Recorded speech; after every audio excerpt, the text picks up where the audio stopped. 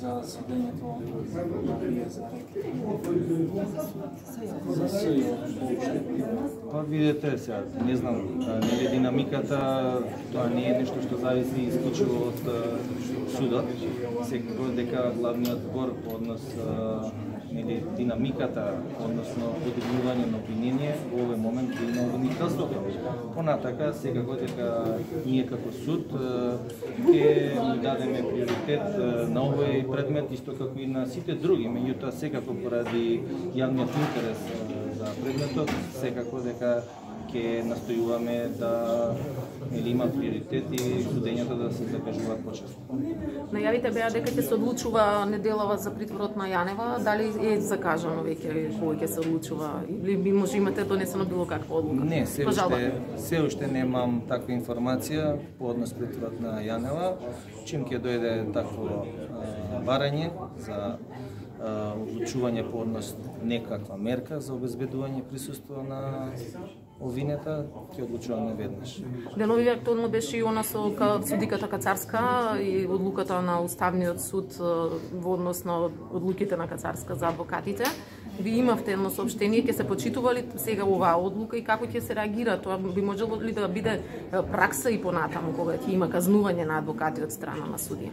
Па се надевам дека нема повторно да има вакви одлуки од страна на Уставниот суд. Ние во соопштението рековме како кривичен суд дека не се согласуваме со таквата одлука, ја спориме дури и надлежноста, секако дека одлуката ќе ја почитуваме, да оставиме времето да покаже што ќе се случува виднина.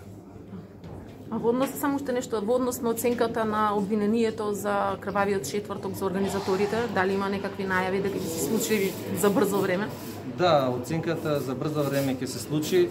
Видете, повеќе пати определуван совет за оценка на обвинението од страна на кривичниот суд, меѓутоа секогаш на закажаните претреси за оценка од страна на одбраната поднесувани се барања за изземање на судиите, на кои што судот позитивно одговараше, така да тоа се причините поради кои што до сега не е оценет тој предмет, тоа обвинение, секако и судската ферија нели допринесе да малце подолго од очекувањата трае тоа оценување на обвинението.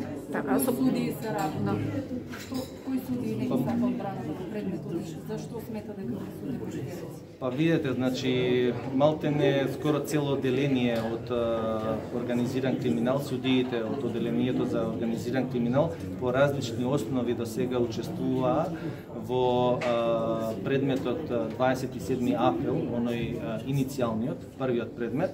За многу мина тој предмет е поврзан со организаторите, односно смета дека станува збор за ист кривично правен настан и од таа причина нели судот предпазливо се однесуваше кон барањата за изземање и на крај се реши за да нема никакви сомнежи за пристрасноста на судиите да ги иземе судиите кои што учествувале по било каков основ во тој во првиот предмет 27 април, за кој што веќе имаме неправосилна пресуда. За Кацарска? Да, за Кацарска. Тука се и други суди кои што учествувале во оцена на обвинението и во овој момент се од 9 суди кои што нели се дел од одделението за организиран криминал, 8 суди се веќе иземени. И имаме сега проблем со функционирањето на тој оддел, веројатно ќе се делегираат други судии кои што ќе постапуваат понатака по овој новиот предмет, нели за организаторите на тој настан. Треба малце трпение и ќе се средат работа. Кривичен оддел за полнолетни, од таму ти делегирате? Па од судиите од кривичниот суд.